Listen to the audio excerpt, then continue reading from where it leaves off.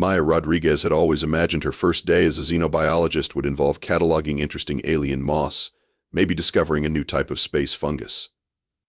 You know, the boring but career-building stuff that gets your name in obscure scientific journals. What she hadn't imagined was being launched into the void like a very educated cannonball. Routine drill, they said.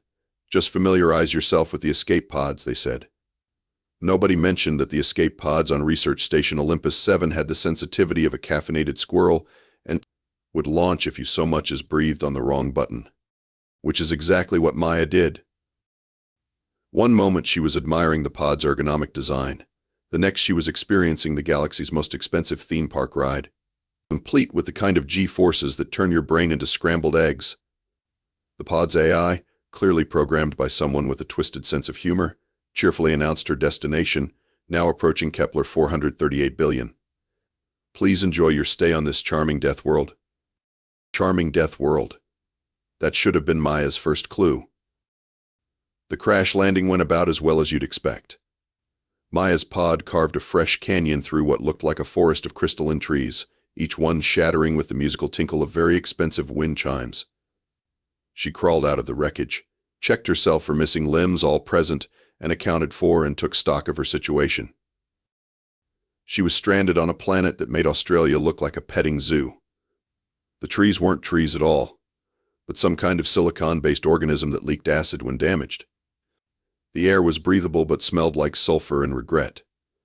And somewhere in the distance, something was roaring with the kind of sound that suggested it had both the size and temperament to turn humans into bite-sized appetizers. "Okay, Maya," she muttered, adjusting her emergency beacon. "You've got your xenobiology degree, a basic survival kit, and approximately zero combat training. How hard can this be?" The universe, as it turns out, loves rhetorical questions. The roaring got closer. Much closer. Close enough that Maya could feel the vibrations through her boots, which meant whatever was making that noise was roughly the size of a small building and probably had the same attitude toward uninvited guests as a bouncer at an exclusive nightclub. That's when she saw it. The creature that emerged from the crystalline forest looked like someone had taken a saber-toothed tiger, fed it steroids and cosmic radiation, then supersized it to roughly the dimensions of a suburban house. 6 legs, each ending in claws that could probably carve through titanium. Scales that shifted color from deep purple to angry red. Eyes like searchlights, glowing with an intelligence that was both fascinating and absolutely terrifying. And teeth. Sweet merciful cosmos, the teeth. Rows upon rows of them, each one the size of Maya's forearm and sharp enough to slice through her PhD thesis and everything that came after. But here's the thing about being a xenobiologist. You learn to look past the obvious "this thing can eat me" signals and focus on the behavior. And this creature's behavior was strange. It wasn't stalking her with predatory grace. It was stumbling, shaking its massive head, and making sounds that were less "I'm going to devour your bones" and more "someone please help me because I'm in considerable discomfort." That's when Maya noticed the thorn. It was roughly the size of a javelin, wedged deep in the creature's left nostril, surrounded by inflamed tissue that glowed with bioluminescent irritation. The beast had been trying to dislodge it, probably for days, leaving scratches on nearby crystal trees that looked like abstract art carved by desperation. Maya stood there, watching a creature that could bite her in half, whimpering like a puppy with a splinter, and realized her day was about to get significantly more interesting. Now, most people in Maya's situation would have taken one look at a house-sized predator in distress and thought, "Not my problem." But Maya had spent 4 years studying xenobiology, which apparently included a minor in making spectacularly poor life decisions. The creature noticed her watching and froze. For a moment they stared at each other, the tiny human with her clipboard, and the massive apex predator with a landscaping tool stuck in its nose. Maya half expected to become the galaxy's smallest victim of accidental homicide. Instead, the creature did something extraordinary. It sat down, lowered its enormous head, and made a sound that was unmistakably a whimper. Then it tilted its head, angling the nostril with the thorn toward Maya, as if to say, "Look, I know this is awkward, but could you possibly help a fellow biological entity out?" "You've got to be kidding me," Maya muttered. I remove one thorn and suddenly I'm Dr. Dolittle for the cosmically terrifying. But the creature's eyes held an intelligence that was impossible to ignore. More than that, there was a pleading quality to its gaze that reminded Maya of every stray animal she'd ever encountered. Except this stray animal could probably level a small city if it sneezed wrong. Maya approached slowly, her hands raised in what she hoped was a universal gesture of peaceful intent. The creature remained perfectly still, though she could see its muscles tense with the effort of restraining itself. Up close, the thorn was even more impressive, a crystalline spike that had probably broken off from one of the local trees during the creature's desperate attempts to find relief. "Okay, big guy," Maya said, her voice steady despite the fact that she was close enough to count individual teeth. "This is going to hurt, but I promise it'll feel better afterward. Just please don't eat me. I've got student loans to pay off." The creature made a soft huffing sound that Maya chose to interpret as agreement. She grabbed the thorn with both hands. It was slick with some kind of biological fluid that probably had a name in xenobiology textbooks, but which Maya currently categorized as really gross alien snot. The creature's breathing stopped entirely as Maya braced herself and pulled. The thorn came free with a wet, squelching sound that would haunt Maya's dreams for weeks. The creature's head snapped back, and for a terrifying moment Maya thought she'd made a fatal error. Then the beast shook itself, huffed experimentally through its now clear nostril, and made a sound that could only be described as a purr. A purr from a creature the size of a small building. The vibrations nearly knocked Maya off her feet. "There you go," she said, backing away slowly. "All better. Now maybe you could not eat me? As a professional courtesy?" The creature tilted its massive head, studying her with those glowing eyes. Then it did something that made Maya question everything she thought she knew about apex predators. It bowed. Actually bowed, lowering its head until its nose nearly touched the ground. "Well," Maya said faintly, "that's new." What happened next convinced Maya that she'd either suffered severe head trauma in the crash or stumbled into the universe's strangest interspecies friendship. The creature, whom she mentally dubbed Rex because her creativity apparently shut down under stress, began following her around like a six-legged, house-sized puppy. When a cluster of the local vegetation started creeping toward Maya with obvious hostile intent, Rex casually opened his mouth and released a stream of superheated plasma that turned the aggressive plants into constituent atoms. When Maya expressed amazement at this display, Rex puffed up with what could only be described as pride. "Good boy, Rex," Maya said absently, then froze as she realized what she'd done. Did I just praise a creature that could incinerate a city block? Rex made that purring sound again and nuzzled her shoulder with enough force to bruise but clear affection. The most disturbing part wasn't Rex's terrifying abilities or his sudden devotion. It was the growing suspicion that Rex understood every word she said. When she muttered about being hungry, he disappeared and returned with something that looked like fruit but smelled like paradise. When she complained about the cold, he curled his massive body around her camping spot, radiating warmth like a living furnace. Maya fell asleep that night against the side of a creature that could level mountains, wondering if this was how every great interspecies alliance began, with one being removing a thorn from another's nose. She had no idea she'd just started a revolution. Maya woke up to the sound of Rex growling, which was roughly equivalent to a volcanic eruption in terms of both volume and implied threat. She scrambled to her feet, wiping sleep from her eyes, and saw what had gotten her new friend's attention. Ships. Lots of ships, filling the sky like a particularly aggressive meteor shower, all bearing the pompous gold and silver insignia of the Galactic Council. Maya's emergency beacon had apparently worked a little too well. The lead ship, a dreadnought that looked like someone had crossed a cathedral with a weapons factory, lowered itself with the kind of theatrical flair that suggested its captain had a serious ego problem. A voice boomed across the landscape, amplified by speakers that could probably be heard from orbit. "Attention, human survivor. You are in immediate proximity to a Class A apex predator. Remain calm and do not make any sudden movements. Galactic Council Enforcement Fleet Gamma 7 is here to resolve this situation." Maya looked at Rex, who was still growling like a barely contained natural disaster. Resolve this situation in Galactic Council speak usually meant blow everything up and ask questions later. Rex, she said quietly, I need you to not incinerate anyone unless they shoot first, okay? Rex's growling subsided to what might charitably be called a low rumble of displeasure. The lead ship's cargo bay opened, and down came Admiral Vextar in all his bureaucratic glory. If you've ever wondered what happens when you give military authority to someone whose primary qualification is an advanced degree in paperwork, Admiral Vextar was your answer. He was tall, blue, and carried himself with the kind of confidence that comes from never having been personally responsible for the consequences of his decisions. Behind him marched a squad of enforcement officers in armor that looked both expensive and untested in actual combat. Human survivor. Vextar announced, his voice carrying the kind of authority that expected immediate compliance. I am Admiral Vextar of the Galactic Council Enforcement Division. You have encountered a Kepler beast, one of the most dangerous apex predators in known space. Standard protocol requires immediate termination of the creature and comprehensive decontamination of the area. Maya blinked. Termination. But he's not dangerous. Well, I mean, he's incredibly dangerous, but he's not hostile.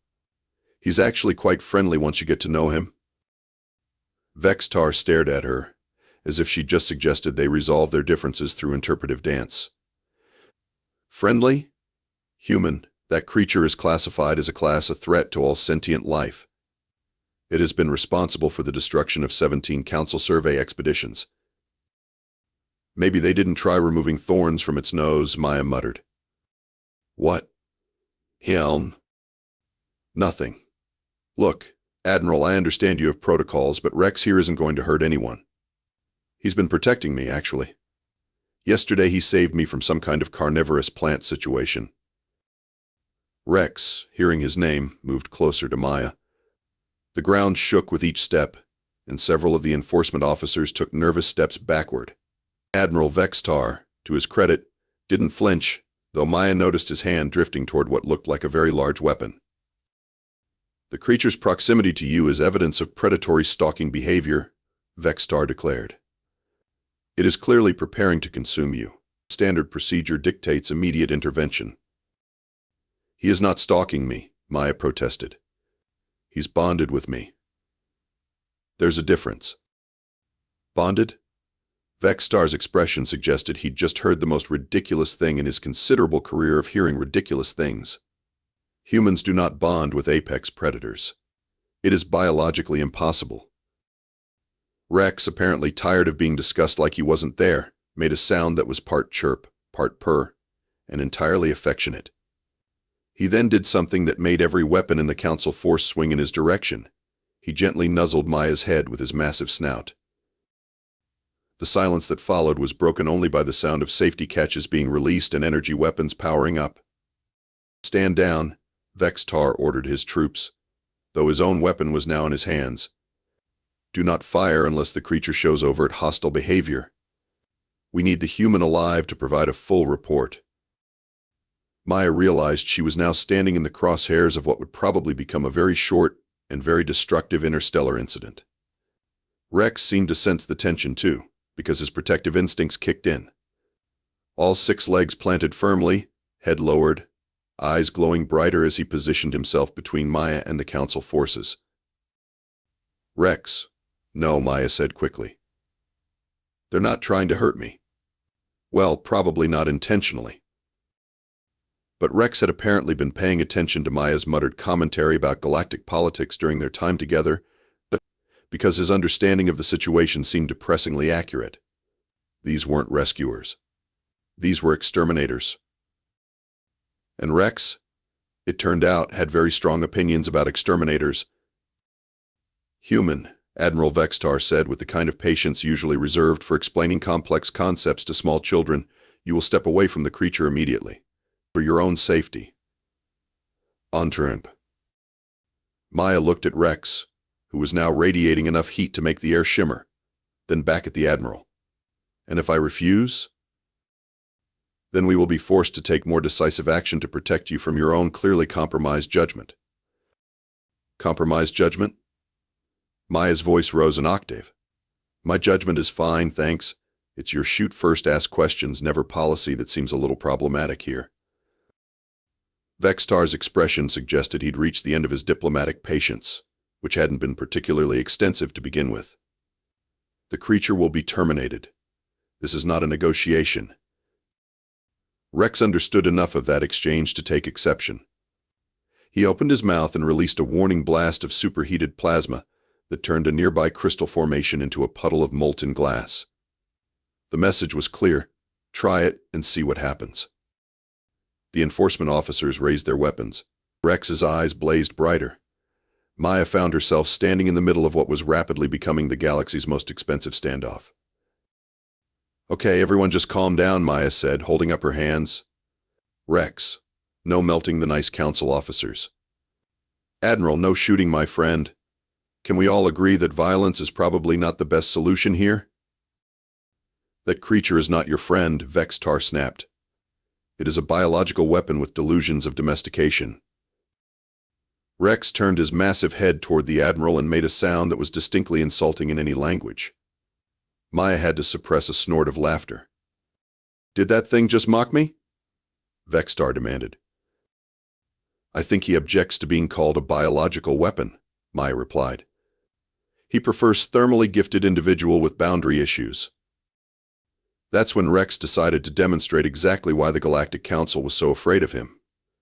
One of the scout ships had been slowly maneuvering for a better firing angle, thinking it was being subtle. Rex casually turned his head and released a precisely controlled beam of plasma that sliced through the ship's engine compartment like a hot knife through butter.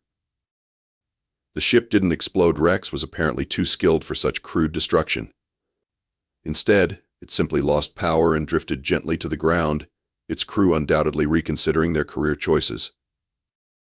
"Warning shot," Maya announced, though she was as surprised as everyone else by Rex's surgical precision. He could have vaporized the whole ship. Vextar stared at the disabled scout ship, then at Rex, then at Maya. How is it displaying such tactical awareness? Maya realized she'd been talking to Rex almost non-stop since their first encounter, then explaining everything from human social structures to basic military strategy during her nervous rambling. Apparently, Rex had been paying attention. "He's been listening to me explain human concepts," she admitted. "Turns out he's a really good student." "You taught a class at Apex Predator Human Military Tactics?" "I taught him about proportional response, actually. Though apparently he's better at it than some people I could mention." Rex made that purring sound again, clearly pleased with the praise. Several enforcement officers exchanged nervous glances. Their weapons were designed to handle mindless beasts, not strategic thinkers with the firepower to level cities. Vextar activated his communicator with sharp, angry movements. "Command, this is Admiral Vextar. We have a Code 7 situation. The Apex Predator has demonstrated tactical intelligence and advanced combat capabilities, requesting immediate reinforcement." "Code 7? Maya asked. "Sentient megafauna with hostile capabilities," one of the officers whispered, apparently forgetting that Rex could hear perfectly well. Rex's response to being classified as hostile was to methodically disable the weapons systems of 3 more ships with pinpoint accuracy, never once harming the crews inside. It was a masterclass in restrained aggression, and it made the Galactic Council's standard tactics look crude by comparison. "He's not hostile," Maya said as the Council forces watched their technological superiority evaporate. "He's protective. There's a difference." "B. Lina." But Vextar was already receiving confirmation that a full battle fleet was en route. Maya realized that her simple act of kindness was about to escalate into the kind of interstellar incident that history books would spend entire chapters trying to explain. Maya thought the situation couldn't get more complicated. She was wrong. The universe, it turned out, had been saving its best material for the grand finale. The first sign that something extraordinary was happening came from Rex himself. He'd been making soft, rhythmic sounds that Maya had initially dismissed as contentment purring. But as the sounds continued, she realized they were too regular, too purposeful. Rex wasn't purring, he was broadcasting. "What's he doing?" she asked, more to herself than anyone else. "Admiral Vextar." who was currently dealing with the logistical nightmare of explaining to his superiors why his advanced enforcement fleet had been disabled by a single creature using what amounted to surgical strikes, barely looked up from his communicator. Unknown. Our sensors are detecting some kind of subspace transmission. The second sign was the way Rex's scales began to shift color in complex patterns that seemed almost like a light show. Maya had seen bioluminescent communication before in her studies, but nothing this sophisticated. Rex was sending a message, and apparently someone was listening. The third sign was the arrival of uninvited guests.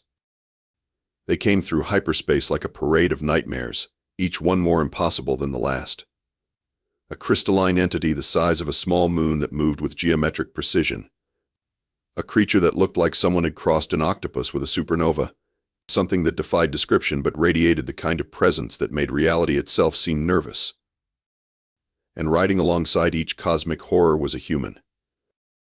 Well, Maya said faintly, watching as the most dangerous creatures in known space formed what could only be described as a very threatening flotilla. This is new. Admiral Vextar stared at his sensors as they registered impossible readings. Command, we have a situation. Multiple Class A entities have just arrived in system, and they appear to be accompanied by human subjects. The lead entity, a creature that looked like a dragon made of living starlight, descended toward the planet's surface. Riding on what might charitably be called its back was a middle-aged woman in a lab coat, who looked exactly like someone who'd spent the last few months learning to communicate with cosmic forces beyond mortal comprehension. "Hello there," the woman called out as her mount landed with the delicate grace of controlled nuclear fusion. "I'm Dr. Patricia Williams, xenobiologist. This is Zara. We got Rex's message about first contact protocols." Rex made happy chirping sounds and bounded over to greet the newcomers like a puppy meeting other dogs at a park. If puppies were house-sized and capable of rearranging continental shelves. "First contact protocols," Maya managed. Dr. Williams dismounted from her cosmic dragon with the casual confidence of someone who'd grown used to riding forces of nature. "Oh yes, Rex has been broadcasting the frequency signature of human apex bonding across subspace. They're quite ingenious, really. Every apex predator in the galaxy that's been looking for a companion species got the message." Maya stared as more impossible creatures landed, each one accompanied by a human who looked varying degrees of bewildered but oddly content. A man in hiking boots was petting something that appeared to be made of living shadow. A teenager in a university sweater was having what looked like a philosophical discussion with a geometric entity that hurt to look at directly. "Bonding frequency?" Maya repeated. "Oh yes," Dr. Williams continued cheerfully, while Zara nuzzled Rex in a greeting that involved temperatures hot enough to melt steel. "Turns out humans have a unique neurological quirk. We can form symbiotic relationships with apex predators through simple acts of compassion. The bigger and more dangerous the creature, the stronger the bond. It's been theoretical until now. But your breakthrough with Rex here has provided proof of concept." Admiral Vextar looked like someone had just explained that gravity was optional and mathematics was more of a suggestion. "That's impossible. Apex predators don't form alliances. They compete."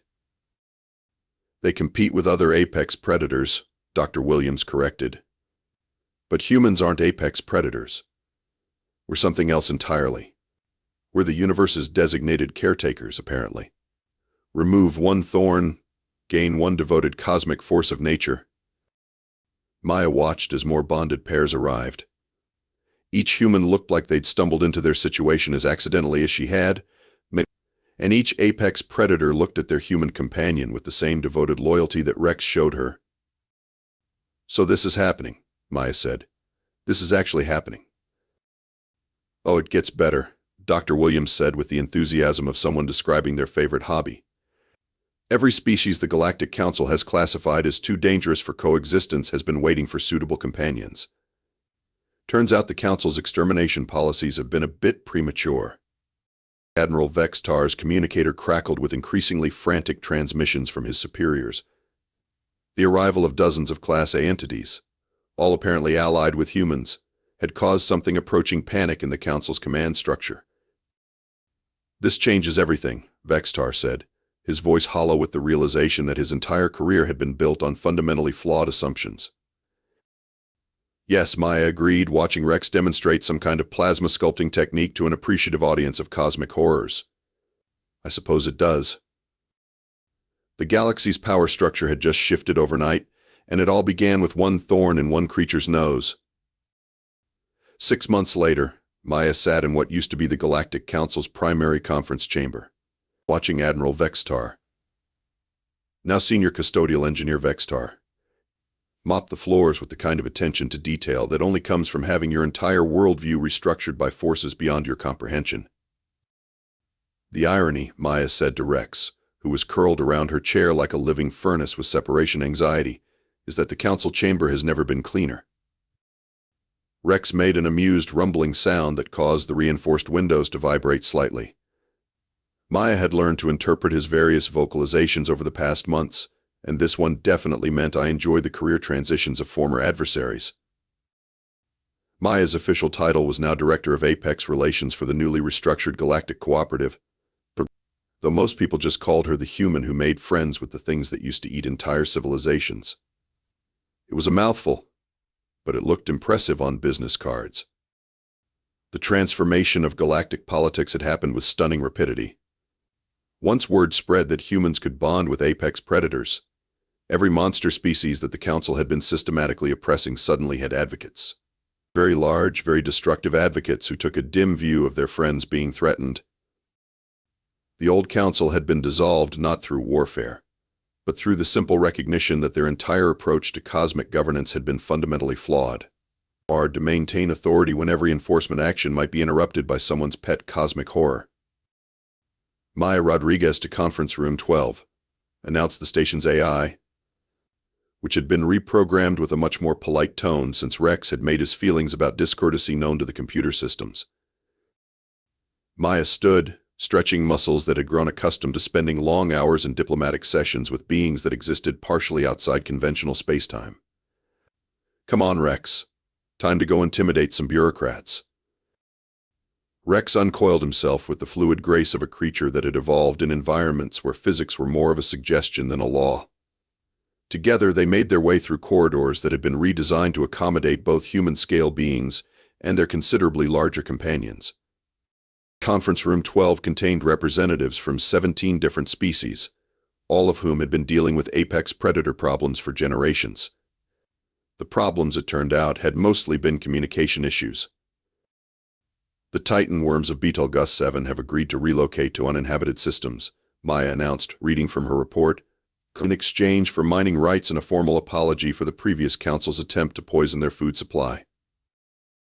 A collective sigh of relief went up from the Betelgeuse delegation. The crystal hives of Proxima Centauri have established a partnership with the Artisans Guild for the production of luxury goods, Maya continued. Apparently, being nearly indestructible makes them excellent sculptors. More relieved murmurs from the various delegations. And the Shadow Collective has agreed to serve as the cooperative's new security force, provided their human partners are given full diplomatic immunity and unlimited access to coffee. That last one had been a surprise. Nobody had expected cosmic entities of living darkness to develop such a specific caffeine dependency, but interdimensional beings apparently had very particular needs. Rex huffed approvingly as Maya concluded her report. His presence at these meetings served two purposes. First, as a reminder that the new diplomatic order was backed by beings capable of rearranging solar systems, and second, because he genuinely enjoyed the political process. Maya suspected he found the complex negotiations intellectually stimulating, which was both impressive and slightly terrifying. Any questions? Maya asked the assembled delegates. A representative from the Outer Rim colonies raised a tentacle. What about the new assignment we've heard rumors about? Maya grinned. Ah, yes. The crystal entities of NGC 4472. Apparently they're completely indestructible, but have been having some kind of structural integrity issues.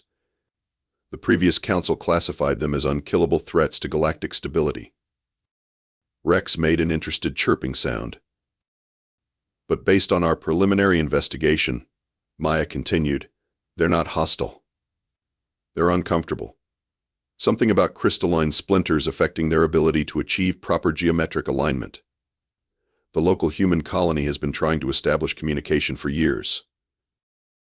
So you're going to remove splinters from indestructible crystal beings, the delegate said slowly. That's the plan, Maya confirmed. How hard could it be? Rex's response to that question was a sound that Maya had learned to interpret as cosmic laughter. Her companion had developed a finely tuned sense of irony over the past months, particularly regarding her tendency to stumble into situations that redefined interstellar relations. As the meeting concluded and the delegates filed out, Maya reflected on the chain of events that had brought her here. One simple act of kindness, removing a thorn from a creature in pain, had sparked a revolution that changed the balance of power across the galaxy. "Ready for another adventure, Rex?" she asked. Rex stood and stretched, his scales shifting through colors that somehow conveyed eager anticipation mixed with fond exasperation. Maya had started a pattern, and the universe seemed determined to keep providing opportunities for her to accidentally revolutionize interspecies relations. She gathered her files, Rex padded alongside her toward the shuttle bay, and together they headed off to discover what kind of cosmic upheaval could be triggered by removing splinters from beings made of living crystal. Because apparently that's what Maya Rodriguez did now. She removed thorns and splinters from the galaxy's most feared creatures, and in return they burned planets for her. It wasn't the career path she'd planned, but it certainly wasn't boring.